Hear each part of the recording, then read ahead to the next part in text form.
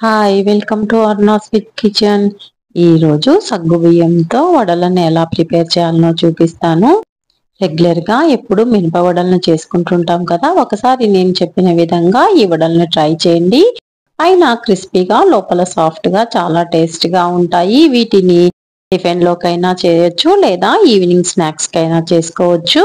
ముందుగా ఒక బౌల్లో 1 కప్పు సగ్గు బియ్యాన్ని తీసుకొని వాటర్ వేసి 2 టైమ్స్ వాష్ చేసుకోవాలి. తర్వాత ఇందులోనికి ఏ కప్పుతో అయితే సగ్గు బియ్యం తీసుకున్నామో అదే కప్పుతో 1 కప్పు వాటర్ ని వేసుకొని ఓవర్ నైట్ లేదా 4 అవర్స్ పాటు నానబెట్టుకోవాలి.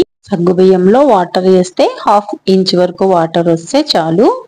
5 అవర్స్ తర్వాత సగ్గు బియ్యం చూడండి పొడి పొడిగా అయ్యాయి, బాగా నానిపోయాయి.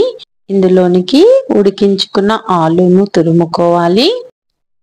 ఇందులోనికి ఒక ఉల్లిపాయను సన్నగా కట్ చేసి వేసుకోవాలి. కొద్దిగా పుదీనా, కరివేపాకు, కొత్తిమీరను వేసుకోవాలి. బైండింగ్ కోసము 2 స్పూన్ల శనగపిండిని వేసుకొని టేస్ట్కి సరిపడినంత ఉప్పును వేసి 3 పచ్చిమిర్చిని సన్నగా కట్ చేసి వేసుకోవాలి. అన్నీ కలిసే విధంగా కలుపుకోవాలి. వాటర్ ను అస్సలు యాడ్ చేయకూడదు. సగ్గు బియ్యం నానబెట్టడానికి వేసిన వాటరే సరిపోతుంది. 1 స్పూను జీలకర్రను వేసుకోవాలి. బాగా కలుపుకున్న తర్వాత చేతికి నూనెను కానీ వాటర్ ని కానీ అప్లై చేసుకొని చిన్న చిన్న బాల్స్ లాగా చేసుకొని 2 అరచేతుల మధ్యన ఉంచుకొని రౌండ్ షేప్ లో చేసుకొని మధ్యలో హోల్ చేసుకోవాలి. ఇదే విధంగా మిగిలిన పిండినంతటిని వడలుగా ఒత్తుకొని పక్కన ఉంచుకోవాలి. నేను తీసుకున్న 1 కప్పు సగ్గు బియ్యానికి 12 వడలైతే అయినాయి. వీడియోను స్కిప్ చేయకుండా చివరి వరకు చూడండి. మీకు నచ్చినట్లయితే లైక్ చేసి షేర్ చేయడం మర్చిపోవద్దు. స్టవ్ మీద పాన్ పెట్టి డీప్ ఫ్రైకి సరిపడిన ఆయిల్ వేసి ఆయిల్ బాగా హీట్ అయిన తర్వాత ఒత్తి పెట్టుకున్న వడలను వేసుకొని కాల్చుకోవాలి. వడలను అటు ఇటు తిప్పుకుంటూ గోల్డెన్ బ్రౌన్ కలర్ వచ్చేంత వరకు వేయించుకోవాలి. వడలు బాగా వేగిపోయాయి. వీటిని జాలి గరిటెలోనికి తీసుకొని పక్కనుంచుకోవాలి. ఎక్స్ట్రా ఆయిల్ ఏదైనా ఉంటే కిందికి దిగిపోతుంది. మిగిలిన వడలన్నింటినీ ఇదే విధంగా వేపుకోవాలి. ఈ వడలకు ఆయిల్ అయితే ఎక్కువగా పీల్చుకోదు.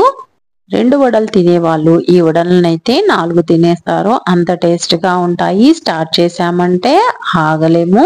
ఈ వడల్లోకి పల్లీ చట్నీ లేదా టమాటా చట్నీ లేదా సాంబారు ఏదైనా సరే కాంబినేషన్ బాగుంటుంది. మీకు ఈ రెసిపీ నచ్చిందా? మీరు కూడా ట్రై చేస్తారా? అయితే ట్రై చేసిన తర్వాత మీకు ఎలా కుదిరిందో కామెంట్ చేసి చెప్పండి. వీటిని ప్రసాదంగా కూడా వాడచ్చు. అయితే ప్రసాదంగా చేసుకునేటప్పుడు ఆనియన్స్ ని స్కిప్ చేసి చేసేసుకోండి. ఫస్ట్ టైం నా ఛానల్ను విజిట్ చేసిన వాళ్ళు, ఇంతవరకు నా ఛానల్ను సబ్స్క్రైబ్ చేసుకొని వాళ్ళు సబ్స్క్రైబ్ చేసుకోండి. బెల్ సింబల్ని నొక్కి యాక్టివేట్ చేయండి. నేను పెట్టే ప్రతి వీడియో కూడా మీకు నోటిఫికేషన్ రూపంలో వస్తుంది. ప్రతి వీడియోను మీరు మిస్ కాకుండా చూడగలుగుతారు. ఒక వడను చూపిస్తున్నాను చూడండి ఎంత క్రిస్పీగా వచ్చిందో. లోపల కూడా పిండి అనేది అస్సలు ఉండదు. చూడండి లోపల సైడు పిండి ముద్దగా అస్సలు అనిపించటం లేదు. చాలా రుచిగా టేస్టీగా ఉంటాయి. ఒకసారి ట్రై చేయండి. Thank you for watching.